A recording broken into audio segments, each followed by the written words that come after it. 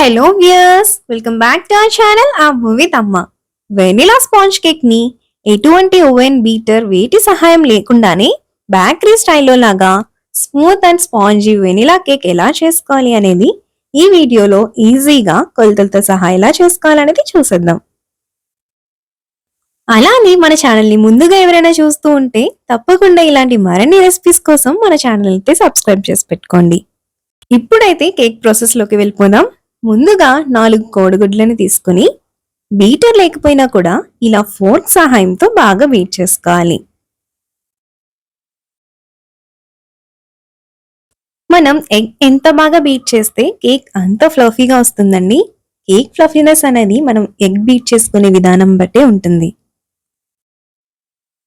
Eggs బాగా beat చేసుకున్నాక ఇప్పుడు 150 ml మెల్టెడ్ బటర్ని తీసుకుని యాడ్ చేసి మరోసారి బీట్ చేసుకోవాలి. ఇప్పుడు 150 గ్రాములు పంచదారను మెత్తగా పౌడర్ చేసుకుని యాడ్ చేసుకోవాలి. అలానే 300 గ్రాములు జల్లించి పెట్టిన మైదా పిండిని కూడా యాడ్ చేసుకుని అందులో 1/2 table spoon baking powder, 1/2 table spoon baking soda, కొద్దిగా సాల్ట్ వేసి మిశ్రమం అంతా కూడా బాగా కలిసేలాగా కలుపుకోవాలి. మిశ్రమాన్ని మనం ఒకటి డైరెక్షన్లో కలుపుకోవాలండి. మిశ్రమం అంతా కూడా బాగా కలిసాక 1/2 టేబుల్ స్పూన్ వెనిలా ఎసెన్స్ని యాడ్ చేసుకొని మరోసారి మిక్స్ చేసుకోవాలి.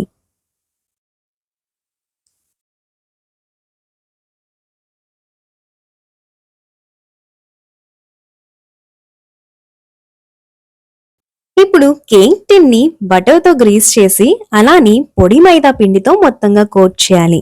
ఇలా చేయడం వల్ల కేక్ తీసేప్పుడు సులువుగా వస్తుంది.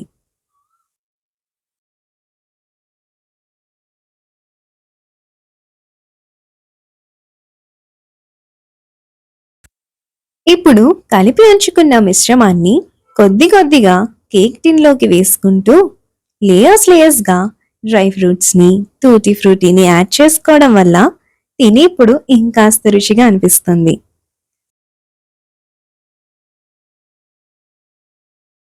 కలిపి ఉంచుకున్న మిశ్రమాన్ని మనం ఎక్కువసేపు నిల్వ ఉంచకూడదండి.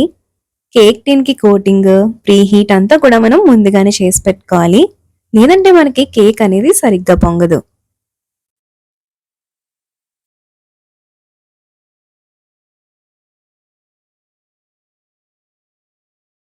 మిశ్రమం అంతా కూడా చక్కగా లేయర్స్ గా పరిచాక ఇప్పుడు ఈ కేక్ టిన్ని ముందుగానే 10 నిమిషాల పాటు ప్రీహీట్ చేసుకున్న ఇసుక గిన్నె మీద పెట్టుకుని చిన్న మంట పైన 30 నుంచి 35 నిమిషాల పాటు బేక్ చేసుకోవాలి. ఇలాంటి కేక్ టిన్లోనే చేసుకోవాలని ఏం లేదండి. ఇలాంటిది లేనప్పుడు ఒక మందపాటి కడాయిలో అడుగుని ఇసుక వేసుకుని ఏదైనా గిన్నెలో కూడా ఇలా బేక్ చేసుకోవచ్చు. టూత్ పిక్ లేదా చాక్ పెట్టి చూస్తే మనకి మిశ్రమం అనేది అంటుకోకుండా ఉంది అన్నప్పుడు కేక్ బేక్ అయిపోయినట్లే.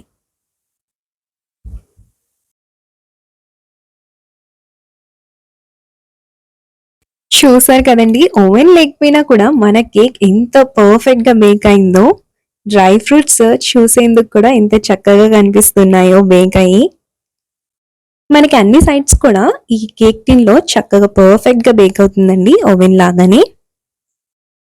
చూసారు కదా కట్ చేసాక పీసెస్. కేక్ అనేది ఎంత స్పాంజీగా ఉందో కూడా చూపిస్తాను చూడండి.